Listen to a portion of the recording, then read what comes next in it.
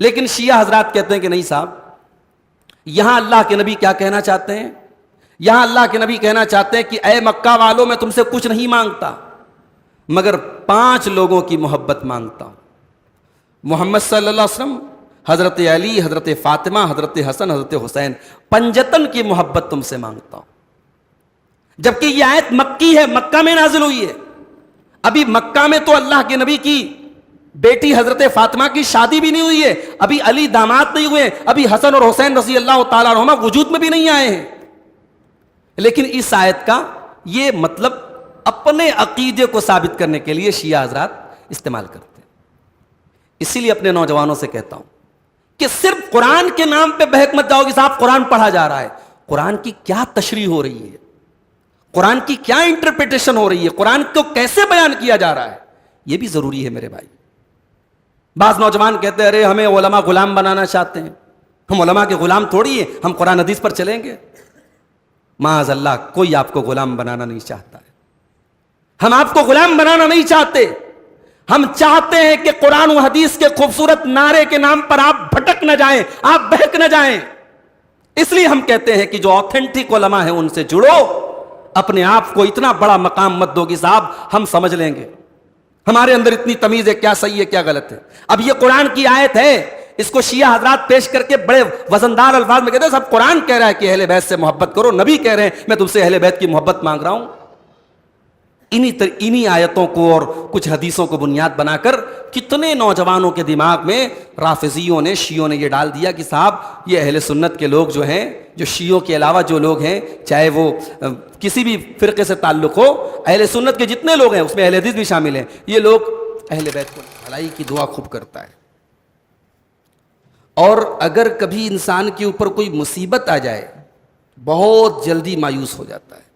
اللہ نے فرمایا لا يسأم الانسان من دعاء الخیر، انسان بھلائی کی دعا سے تھکتا نہیں ہے۔ وَإِن مَّسَّهُ الشَّرُّ فَيَئُوسٌ قَنُوطٌ، اور جب انسان کو کوئی شر پہنچتا ہے، کوئی برائی پہنچتی ہے تو بالکل مایوس ہو جاتا ہے۔ وَلَئِنْ أَذَقْنَاهُ رَحْمَةً مِنَّا مِن بَعْدِ ضَرَّاءَ مَسَّتْهُ لَيَقُولَنَّ هَٰذَا لِي، اور تکلیف کے بعد جب انسان کو کوئی نعمت ملتی ہے اور تکلیف دور ہو جاتی ہے تو فوراً وہ اترانے لگتا ہے، غرور میں اور اکڑ میں آ جاتا ہے اور کہتا ہے یہ تو میرا حق ہے، یہ دولت، یہ شہرت، یہ عزت، یہ تو میرا حق ہے۔ وَمَا أَظُنُّ السَّاعَةَ قَائِمَةً، اور کہتا ہے کہ مجھے نہیں لگتا کہ قیامت آئے گی۔ وَلَئِن رُجِعْتُ إِلَىٰ رَبِّي وَلَئِن رُجِعْتُ إِلَىٰ رَبِّي إِنَّ لِي عِندَهُ لَلْحُسْنَىٰ، اور اگر میں اپنے رب کے پاس لوٹایا بھی گیا، اگر مان لو یہ مولوی لوگوں کی باتیں صحیح بھی ہیں، قیامت آئے گی بھی، تو میں وہاں بھی چین سے رہوں گا۔ یہ ہے انسان کی جہالت اور یہ ہے انسان کا دھوکہ۔ دنیا میں اللہ کو راضی کرنے کی کوئی کوشش نہیں، قیامت کا انکار، اور اس پر سے یہ امید پال کے بیٹھنا کہ اگر قیامت ہوگی تو وہاں بھی میں چین سے رہوں گا۔ یہ انسان کی جہالت نہیں ہے، انسان کا ظلم نہیں ہے، تو اور کیا ہے میرے بھائیوں؟ یہ انسان کی کمزوری اللہ تبارک و تعالیٰ نے یہاں بیان کی۔ اس کے بعد اللہ نے فرمایا کہ ہم کائنات کے اندر اپنی مختلف نشانیاں تم کو وقتاً فوقتاً دکھاتے رہیں گے۔ سَنُرِيهِمْ آيَاتِنَا فِي الْآفَاقِ، ان قریب ہم ان کو اپنی نشانیاں دکھائیں گے آفاق کے اندر، ہاریزنس کے اندر، کائنات کے اندر۔ سَنُرِيهِمْ آيَاتِنَا فِي الْآفَاقِ وَفِي أَنفُسِهِمْ، اور خود ان کے اپنے نفس کے اندر، ان کی اپنی جان کے اندر، ان کے اپنے شریر کے اندر ہم بہت ساری نشانیاں دکھائیں گے۔ کائنات چھوڑ دو، زمین چھوڑ دو، آسمان چھوڑ دو، سورج چھوڑ دو، چاند چھوڑ دو، انسان صرف سر سے پیر تک اپنے شریر پر غور کرے، اپنے باڈی کے مینجمنٹ پر غور کرے، اللہ نے کیسا اس کا جسم بنایا، اگر اس پر غور کرے انسان اللہ کے اوپر ایمان لے آئے گا۔ سَنُرِيهِمْ آيَاتِنَا فِي الْآفَاقِ وَفِي أَنفُسِهِمْ، ہم تم کو اپنی نشانیاں دکھائیں گے کائنات کے اندر اور خود تمہارے اپنے نفس کے اندر، حَتَّى يَتَبَيَّنَ لَهُمْ أَنَّهُ الْحَقُّ، یہاں تک کہ تمہارے لیے کلیئر ہو جائے، واضح ہو جائے کہ اللہ کا کلام سچا ہے، اولم یکف بربک انہ علی کل شیء شہید، کیا تمہارے رب کے لیے کافی نہیں ہے کہ وہ ہر چیز پر نگراں ہے اور ہر چیز پر گواہی دینے والا ہے؟ اس کے بعد اللہ تعالیٰ کی صفات کا ایک اصول بیان کیا گیا. اللہ تعالیٰ کی صفات قرآن میں بہت ساری بیان کی گئی، حدیثوں میں بھی بیان کی گئی. اب بعض صفات اللہ تعالیٰ کی ایسی ہیں جو اللہ کی بھی وہ صفت ہے اور بندے کی بھی وہ صفت ہے. مثال کے طور پر ہم بھی دیکھتے ہیں، اللہ بھی دیکھتا ہے، ہم بھی سنتے ہیں، اللہ بھی سنتا ہے. یا کچھ ایسی چیزیں ہیں جو قرآن و حدیث میں اللہ کے لیے ثابت ہوئی ہیں اور وہی چیز انسان کے جسم کے اندر بھی پائی جاتی ہے. مثال کے طور پر قرآن اور حدیث میں اللہ کے ہاتھ کا ذکر ہے کہ اللہ کا ہاتھ ہے.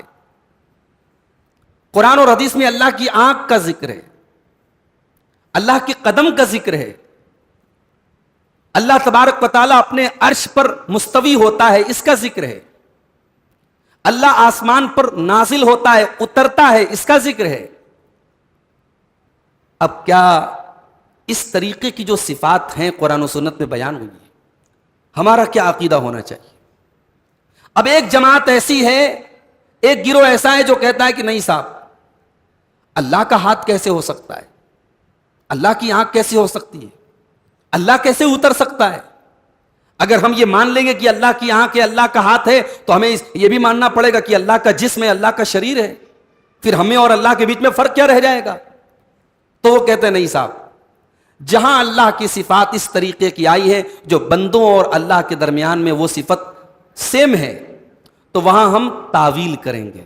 تعویل کا مطلب گھمائیں گے اس کو، اس کا دوسرا مطلب لیں گے. مثال کے طور پر اللہ کا ہاتھ ہے، جہاں قرآن میں اللہ کا ہاتھ آیا ہم کہیں گے اس سے مراد اللہ کی قدرت ہے. جہاں قرآن میں کہا گیا الرحمن علی العرش استوی، رحمان اپنے عرش کے اوپر مستوی ہوا، ہم اس کا مطلب یہ نکالیں گے کہ اللہ عرش کا مالک ہوا، اللہ عرش کا مالک ہے. قرآن میں جہاں کہا گیا کہ اللہ کا چہرہ ہے، ہم چہرے سے مراد یہ لیں گے کہ اللہ کی ذات ہے. تو یہ ایک جماعت نے اس طریقے سے اللہ کی آیتوں کی تعویل کی. صحابہ کا مسلک کیا تھا؟ سلف کا مسلک کیا تھا؟ اہل حدیث کا موقف کیا ہے؟ اہل حدیث کا موقف یہ ہے کہ قرآن و سنت میں اللہ تعالیٰ کی جہاں بھی اور جو بھی صفت آئی ہے، عربی زبان میں وہ جس معنی کے لیے آتی ہے ہم وہی معنی مراد لیں گے. ہم گھمائیں گے نہیں، ہم تعویل نہیں کریں گے. اب جہاں تک یہ سوال ہے کہ پھر اس سے تشبیہ لازم آتی ہے، اللہ کا ہاتھ ہے، ہمارا بھی ہاتھ ہے، تو گویا کہ ہم اللہ کو اپنے ساتھ مشابہت دے رہے ہیں. کیوں مشابہت دے رہے ہیں بھائی؟ ہم نے یہ کب کہا کہ اللہ کا ہاتھ نعوذ باللہ ہمارے ہاتھ کی طرح ہے؟ ہم نے کبھی نہیں کہا. اللہ کا ہاتھ ہے یہ ہم مانتے ہیں. اللہ کا ہاتھ کیسا ہے اس کی کیفیت ہم نہیں جانتے. اللہ کا ہاتھ کیسا ہے جیسا اس کی شان کے لائق ہے. اللہ کا چہرہ ہے، کیسا چہرہ ہے، کیفیت ہم نہیں جانتے. اللہ کا چہرہ کیسا ہے جیسا اس کی شان کے لائق ہے. اللہ کا قدم ہے، کیسا ہے جیسا اس کی شان کے لائق ہے. کوئی تشبیہ لازم نہیں آتی. اور یہ اصول جو صحابہ نے، سلف نے ہمیں سکھایا، یہ قرآن سے ثابت ہے. آئیے دیکھتے ہیں. اللہ فرماتا ہے لیس کمثلہ شیء، اللہ کے جیسی کوئی چیز نہیں ہے.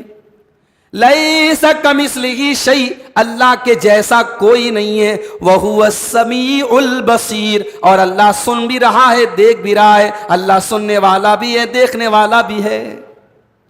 ایک ہی آیت کے اندر اللہ نے انکار بھی کیا کہ اللہ کے جیسا کوئی نہیں ہے، اور اسی آیت کے اندر اللہ اعلان بھی کر رہا ہے کہ میں سننے والا بھی ہوں، میں دیکھنے والا بھی ہوں.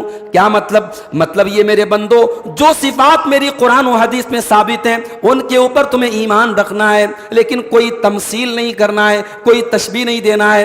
اللہ دیکھ رہا ہے مگر اس کا دیکھنا الگ ہے اور بندے کا دیکھنا الگ ہے. اللہ بندوں کی طرح نہیں دیکھ رہا ہے. اللہ سن رہا ہے مگر اللہ کا سننا الگ ہے اور بندوں کا سننا الگ ہے. اللہ بندوں کی طرح نہیں سن رہا ہے. اسی لیے امام مالک سے پوچھا گیا کہ اللہ عرش پر مستوی، اس کا کیا مطلب ہے؟ تو امام مالک نے بڑا پیارا جواب دیا تھا. فرمایا الاستواء معلوم، اللہ تبارک و تعالیٰ اپنے عرش کے اوپر مستوی ہے. اللہ اپنے عرش کے اوپر قرار پذیر ہے. اللہ اپنے عرش کے اوپر جلوہ فرما ہے، یہ صفت قرآن میں بیان ہوئی ہے، ہم اس کو مانتے ہیں، ہم کو معلوم ہے والایمان بہ واجب، اور اس کے اوپر ایمان لانا ضروری ہے۔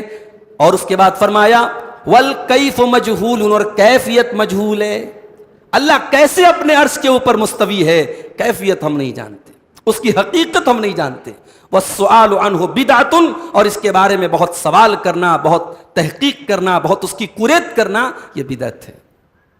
تو یہ اصول یاد رکھیے، یہ اصول قرآن کا بیان کیا ہوا ہے۔ اللہ کی جتنی صفات آئی ہیں قرآن و حدیث میں، اہل حدیث ان تمام صفات کو مانتے، اس کی تعویل نہیں کرتے، اس کی تحریف نہیں کرتے۔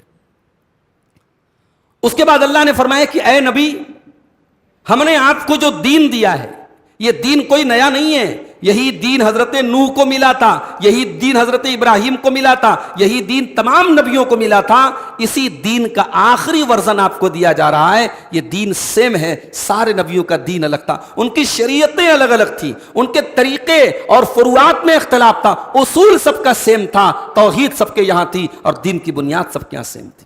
اللہ نے فرمایا شرع لکم من الدین ما وصى به نوحا، اے مسلمانوں، اللہ نے تم کو وہی دین عطا فرمایا ہے جو دین اللہ نے حضرت نوح کو عطا فرمایا، والذی اوحینا الیک، اور اے نبی اسی دین کی وحی آپ کی طرف کی گئی، وما وصینا به ابراہیم وموسیٰ وعیسیٰ، اور اسی دین کا حکم ابراہیم کو دیا گیا اور موسیٰ اور عیسیٰ کو دیا گیا، ان اقیموا الدین، اور سارے نبیوں کو یہی حکم دیا گیا کہ اللہ کے دین کو قائم کرو، ولا تتفرقوا فیہ، اور اللہ کے دین میں تفرقہ نہ ڈالو، توحید سے مت ہٹو ورنہ تفرقہ پیدا ہو جائے گا، اللہ کے دین پر قائم رہو، توحید پر قائم رہو، سارے نبیوں کا یہی دین تھا۔ اس کے بعد اللہ نے فرمایا کہ شریعت میں کسی حکم کو نافذ کرنا، اس کی اتھارٹی انسان کو حاصل نہیں۔ عرب میں کیا کرتے تھے، ساڑ خرید لیا، ساڑ جانتے ہیں نا، وہ گائے کا جو میل ہوتا ہے ساڑ، تو ساڑ کو وہ کیا کرتے تھے، اس کا کان کاٹ لیتے تھے اور کہتے تھے صاحب یہ ساڑ جو ہے ہمارے فلاں معبود کے نام سے خاص ہو گیا، اب اس کو کوئی ذبح نہیں کر سکتا، اس کا گوشت حرام ہو گیا ہمارے اوپر۔ تو یہ اللہ کے حلال کیے ہوئے چیز کو حرام کرنے کی اتھارٹی تم کو کس نے دی؟ اللہ نے فرمایا ام لہم شرکاء شرعوا لہم من الدین ما لم یأذن بہ اللہ، کیا اللہ کے علاوہ کچھ اور بھی شرکاء ہیں، کیا اللہ کے علاوہ کچھ اور بھی پارٹنرز ہیں جو تمہارے لیے اللہ کے دین میں تبدیلی کرتے ہیں، جو تمہارے لیے اللہ کا دین مقرر کرتے ہیں؟ اس کا مطلب یہ ہوا کہ جو انسان دین کے اندر بدعت نکالتا ہے، وہ بدعت نکالنے والا اللہ تبارک و تعالیٰ کی اتھارٹی کسی اور کو دیتا ہے، کسی اور کو یہ حق دیتا ہے کہ وہ اللہ کے دین میں تبدیلی کر سکے اور چینجنگ کر سکے۔ دین اللہ کا ہے اور اللہ کے علاوہ کسی کو حلال و حرام کرنے کی اتھارٹی نہیں۔ اسی لیے سب سے پہلا انسان جس نے عرب کے اندر اس کام کی شروعات کی تھی، جانوروں کو حرام کرنے کی شروعات کی تھی، اس کا نام تھا عمرو بن لحی۔ اللہ کے نبی فرماتے ہیں کہ عمرو بن لحی کو میں نے دیکھا کہ جہنم میں وہ اپنی اتڑیوں کو کھینچ رہا ہے۔ معراج کی رات میں آپ کو جو مناظر دکھائے گئے اس میں آپ نے یہ بھی دیکھا کہ عمرو ابن لحی اپنی اتڑیوں کو جہنم کی آگ میں گھسیٹ رہا ہے، کھینچ رہا ہے۔ اتنا دردناک عذاب اس کو دیا جا رہا ہے، کیوں؟ کیونکہ سب سے پہلا انسان جس نے عرب کے اندر اور مکے کے ماحول کے اندر یہ جو جانوروں کو حرام کرنے کا، اپنے بتوں کے نام پہ اور اپنے غیر اللہ کے نام پہ بتوں کو حرام کرنے کا سلسلہ سب سے پہلے اس نے شروع کیا تھا۔ تو بدعت سے خطرناک ہوتا ہے بدعت کا انوینشن کرنا، بدعت کو ایجاد کرنا، بدعت کی شروعات کرنا۔ تو بدعت کی شروعات جو کرے گا اس کو بہت دردناک عذاب ہوگا۔ اس کے بعد اللہ کے نبی کو حکم دیا جا رہا ہے، اے نبی آپ کہہ دیجئے کہ میں اس دین کی تبلیغ پر تم سے کوئی کمیشن نہیں مانگ رہا ہوں۔ اللہ اسالکم علیہ اجرا، اے نبی آپ فرما دیجئے کہ میں دین کے نام پر تم سے کوئی اجرت نہیں مانگ رہا ہوں، الا المودۃ فی القربا، مگر ہاں میری تمہارے ساتھ جو قرابت ہے، میں بھی قریش کا تم بھی قریش کے، میں بھی بنی ہاشم کا تم بھی بنی ہاشم کے، میں بھی اسماعیل کی اولاد تم بھی اسماعیل کی اولاد، ہمارے اور تمہارے درمیان اے مکہ والو، اے قریش کے لوگوں، جو قرابت ہے، جو خاندان کا رشتہ ہے، کم سے کم اس کا تو لحاظ رکھو، مجھے تکلیف تو نہ پہنچاؤ، مجھے دکھ تو نہ دو، تم اپنا کام کرو، میں اپنا کام کرتا ہوں، میں تم سے کوئی اجرت تو نہیں مانگ رہا ہوں، میں اللہ کے دین کا کام کر رہا ہوں، مجھے کرنے دو۔ یہ اس آیت کا الا المودۃ فی القربہ، کہ میں تم سے رشتہ داری کے نام پر جو محبت ہوتی ہے اس محبت کا سوال کرتا ہوں، یہی مراد ہے۔ اس آیت کی صحیح تفسیر یہی ہے۔ لیکن شیعہ حضرات کہتے ہیں کہ نہیں صاحب، یہاں اللہ کے نبی کیا کہنا چاہتے ہیں؟ یہاں اللہ کے نبی کہنا چاہتے ہیں کہ اے مکہ والوں، میں تم سے کچھ نہیں مانگتا مگر 5 لوگوں کی محبت مانگتا ہوں، محمد صلی اللہ علیہ وسلم، حضرت علی، حضرت فاطمہ، حضرت حسن، حضرت حسین، 5 کی محبت تم سے مانگتا ہوں۔ جبکہ یہ آیت مکی ہے، مکہ میں نازل ہوئی ہے۔ ابھی مکہ میں تو اللہ کے نبی کی بیٹی حضرت فاطمہ کی شادی بھی نہیں ہوئی ہے، ابھی علی داماد نہیں ہوئے، ابھی حسن اور حسین رضی اللہ تعالیٰ عنہما وجود میں بھی نہیں آئے ہیں۔ لیکن اس آیت کا یہ مطلب اپنے عقیدے کو ثابت کرنے کے لیے شیعہ حضرات استعمال کرتے ہیں۔ اسی لیے اپنے نوجوانوں سے کہتا ہوں کہ صرف قرآن کے نام پہ بہک مت جاؤ کہ صاحب قرآن پڑھا جا رہا ہے، قرآن کی کیا تشریح ہو رہی ہے، قرآن کی کیا انٹرپریٹیشن ہو رہی ہے، قرآن کو کیسے بیان کیا جا رہا ہے، یہ بھی ضروری ہے میرے بھائی۔ بعض نوجوان کہتے ہیں ارے ہمیں علماء غلام بنانا چاہتے ہیں، ہم علماء کے غلام تھوڑی ہیں، ہم قرآن حدیث پر چلیں گے۔ معاذ اللہ، کوئی آپ کو غلام بنانا نہیں چاہتا ہے، ہم آپ کو غلام بنانا نہیں چاہتے، ہم چاہتے ہیں کہ قرآن و حدیث کے خوبصورت نعرے کے نام پر آپ بھٹک نہ جائیں، آپ بہک نہ جائیں۔ اس لیے ہم کہتے ہیں کہ جو آتھینٹک علماء ہیں ان سے جڑو، اپنے آپ کو اتنا بڑا مقام مت دو کہ صاحب ہم سمجھ لیں گے، ہمارے اندر اتنی تمیز ہے، کیا صحیح ہے کیا غلط ہے۔ اب یہ قرآن کی آیت ہے، اس کو شیعہ حضرات پیش کر کے بڑے وزندار الفاظ میں کہتے ہیں صاحب قرآن کہہ رہا ہے کہ اہل بیت سے محبت کرو، نبی کہہ رہے ہیں میں تم سے اہل بیت کی محبت مانگ رہا ہوں۔ انہی آیتوں کو اور کچھ حدیثوں کو بنیاد بنا کر کتنے نوجوانوں کے دماغ میں رافضیوں نے، شیعوں نے یہ ڈال دیا کہ صاحب یہ اہل سنت کے لوگ جو ہیں، جو شیعوں کے علاوہ جو لوگ ہیں، چاہے وہ کسی بھی فرقے سے تعلق ہو، اہل سنت کے جتنے لوگ ہیں اس میں اہل حدیث بھی شامل ہیں، یہ لوگ اہل بیت کو نہیں مانتے۔ ابھی حیدرآباد سے ایک خاتون کا میرے پاس میسج آیا، ان کا شوہر جو ہے پورا شیعہ ہو چکا ہے، دھیرے دھیرے پہلے وہ حضرت معاویہ کو برا بھلا کہتا تھا، صحابہ کرام پر اعتراض کرتا تھا، نماز میں ہاتھ چھوڑ کے نماز پڑھنے لگا، ابھی پورا شیعہ ہو گیا۔ اور بیچاری وہ ادھیڑ عمر کی خاتونیں، جوان بیٹیاں ہیں، انہوں نے مجھ سے پوچھا کہ مولانا میں کیا کروں، شوہر کو طلاق اگر لیتی ہوں تو اس عمر میں کہاں جاؤں گی، کیا کروں گی، اور طلاق لیتی ہوں تو پھر بھی اس پر بہت سارے مسئلے پیدا ہوتے ہیں، اور ایسے انسان کے ساتھ رہوں تو بھی بہت بڑا مسئلہ ہے، اس کا عقیدہ ایسا، اس کا منہج ایسا ہے۔ تو میرے بھائیوں، ہم یہ چاہتے ہیں کہ آپ قرآن و حدیث کے خوبصورت نعرے کے نام پہ بہک نہ جائیں۔ اس کے بعد مصیبتوں کا سبب بتایا گیا، مصیبتیں کیوں آتی ہیں۔ دنیاوی انسان کیا کہتا ہے صاحب زلزلہ آیا، زلزلہ کیوں آیا؟ زمین ڈس بیلنس ہو گئی، سوکھا پڑ گیا، اچھا یہاں مانسون نہیں ہوا یا بارش نہیں ہوئی۔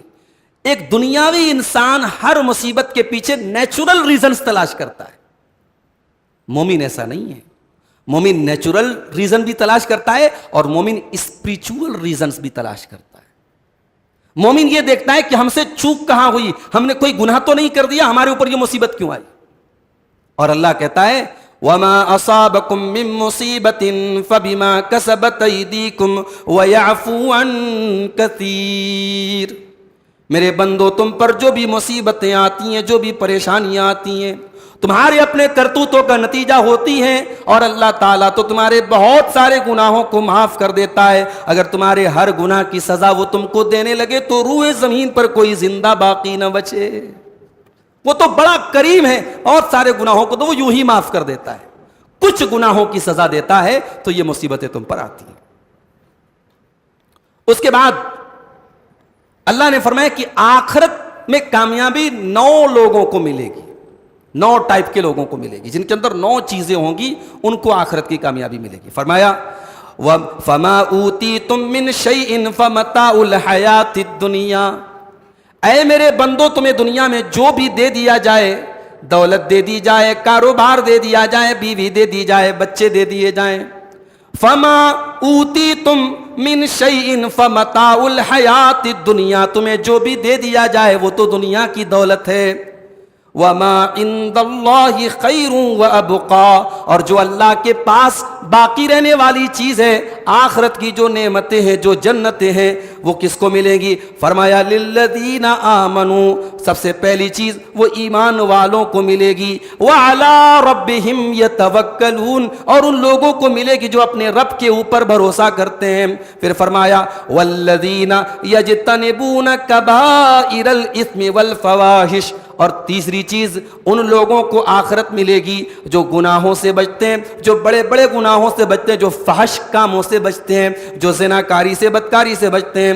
وَإِذَا مَا غَضِبُوا هُمْ يَغْفِرُونَ، اور چوتھی چیز جب ان کو غصہ آتا ہے، جب وہ غضبناک ہوتے ہیں تو سامنے والے کو معاف کر دیتے ہیں، غصے کو کنٹرول کرتے ہیں، غصے میں معاف کر دیتے ہیں۔ اور پانچویں چیز فرمایا والذین استجابوا لربہم، وہ اپنے رب کا حکم مانتے ہیں، اپنے رب کے فرما بردار ہوتے ہیں۔ اور چھٹی چیز واقاموا الصلاۃ، وہ نماز قائم کرتے ہیں۔ اور ساتویں چیز وامرہم شورا بینہم، ان کے آپس کے کام مشورے سے ہوتے ہیں، وہ ڈکٹیٹرشپ نہیں کرتے، وہ اپنے فیصلوں کو تھوپتے نہیں ہیں، وہ مشورے سے کام کرتے ہیں۔ اور آٹھویں چیز ومما رزقناہم ينفقون، اور جو روزی ہم نے دیے اس میں سے وہ خرچ کرتے ہیں۔ اور نویں چیز فرمایا والذین اذا اصابہم البغی هم ينتصرون، اور جب ان کے اوپر کوئی ظلم کرتا ہے، کوئی زیادتی کرتا ہے تو وہ برابر انتقام بھی لیتے ہیں۔ ایک طرف اللہ کہہ رہا ہے معاف کر دیتے ہیں، اور یہاں کہہ رہا ہے انتقام بھی لیتے ہیں۔ اس کا مطلب کہ معاف کرنے کی جگہ معاف کرتے ہیں اور انتقام لینے کی جگہ انتقام لیتے ہیں۔ کسی نے اگر آپ کے اوپر ظلم کیا ہے تو ظلم کو سہنے کی اجازت نہیں دی ہے اسلام میں۔ ایک ہوتا ہے کہ صاحب کسی سے ہمارے حق میں زیادتی ہو گئی، اب ہم بدلہ لے سکتے ہیں، مگر چلو بھائی غلطی ہو گئی معاف کر دو، اور سامنے والا ظلم کر رہا ہے اور ہم صاحب خاموش بیٹھے رہے۔ اللہ نے فرمایا نہیں، والذین اذا اصابہم البغی، جب ان کے اوپر ظلم و زیادتی ہوتی ہے، اذا ہم ینتصرون، تو اپنا ڈیفنس کرتے ہیں، اپنی ذات کا بچاؤ کرتے ہیں۔ سیلف ڈیفنس تو دنیا کے کسی قانون میں بھی حرام نہیں ہے۔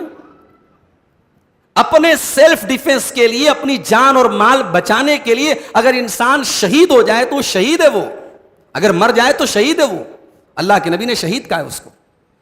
لیکن بدلہ لینے کی اجازت دینے کے بعد پھر فوراً اللہ نے فرمایا وَجَزَاءُ سَيِّئَةٍ سَيِّئَةٌ مِثْلُهَا، برائی کا بدلہ اسی کے جیسی برائی سے دیا جا سکتا ہے۔ فَمَنْ عَفَا وَأَصْلَحَ فَأَجْرُهُ عَلَى اللَّهِ، لیکن جو معاف کر دے اور جو اپنے عمل کو درست کر لے تو اس کو اللہ ثواب دے گا۔ معاف کر دو تو بہتر ہے، جہاں تک ممکن ہو معافی کا آپشن بہتر ہے، اور جہاں آپ بدلہ لینا چاہیں اور سامنے والا زیادتی سے کام لے رہا ہے آپ بدلہ لے سکتے ہیں۔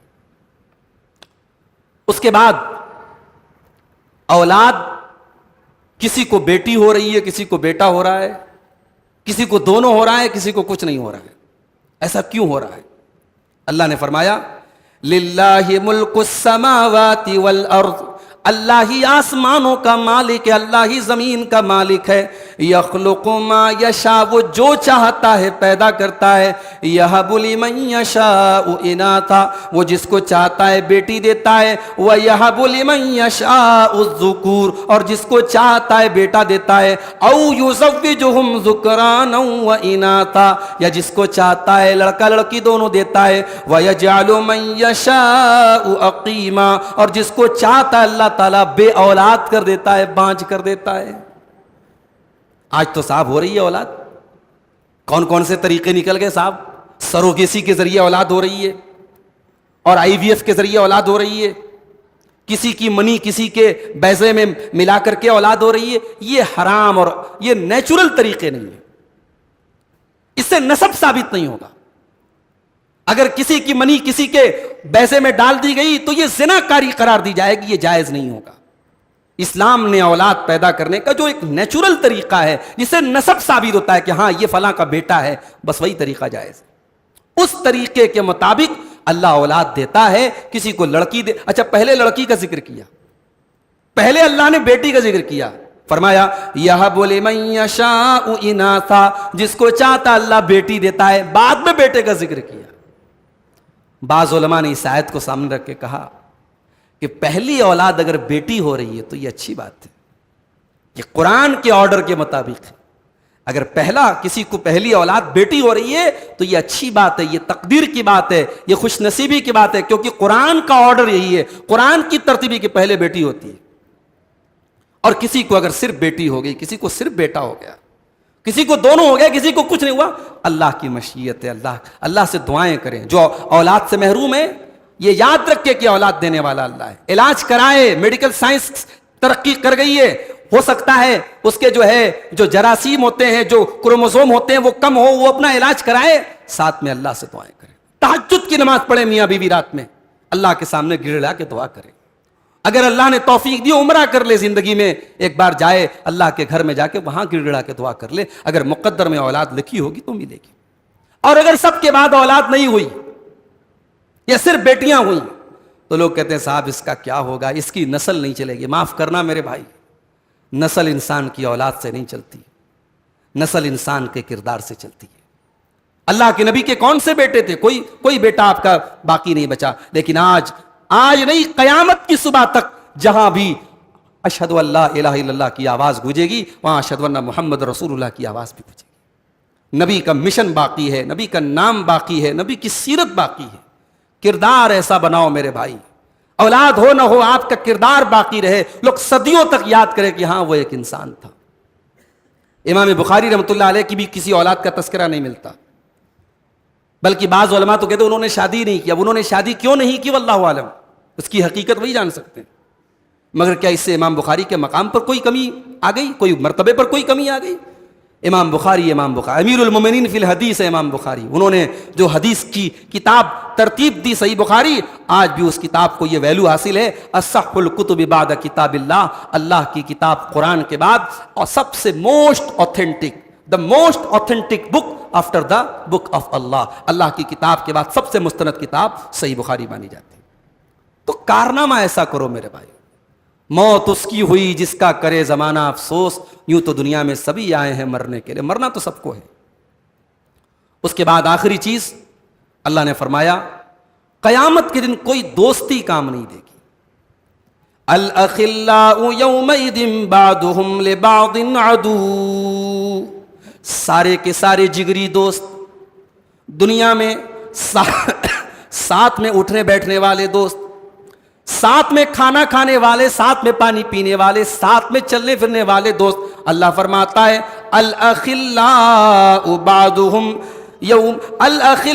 یومئذ بعضهم لبعض عدو، تمام کے تمام دوست ایک دوسرے کے دشمن ہو جائیں گے قیامت کے دن، کوئی دوست کسی کے کام نہیں آئے گا الا المتقین، ہاں متقی لوگ ایک دوسرے کے کام آئیں گے۔ اگر آپ متقی ہیں، آپ نے کسی سے تقوی کی بنیاد پر دوستی کی ہے، دین کی بنیاد پر دوستی کی ہے، یہ دوستی کام آئے گی۔ جب اللہ کے نبی سفارش کریں گے، فرشتے سفارش کریں گے، تو ایک وقت ایسا آئے گا اللہ کے نیک بندوں کی سفارش بھی اللہ قبول کرے گا، تب اس وقت ایک متقی کی سفارش اس کے دوست کے حق میں قبول کی جائے گی، کہے گا اللہ میں جنت میں جا رہا ہوں، میرے دوست کو بھی جنت میں داخل کر دے۔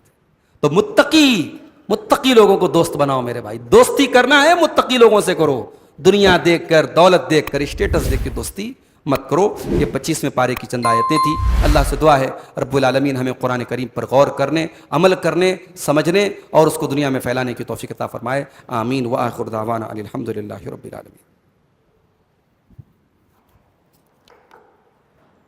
مولانا عبد الغفار سلفی کے بیانات سننے کے لیے مولانا کے اس آفیشل چینل کو سبسکرائب کریں۔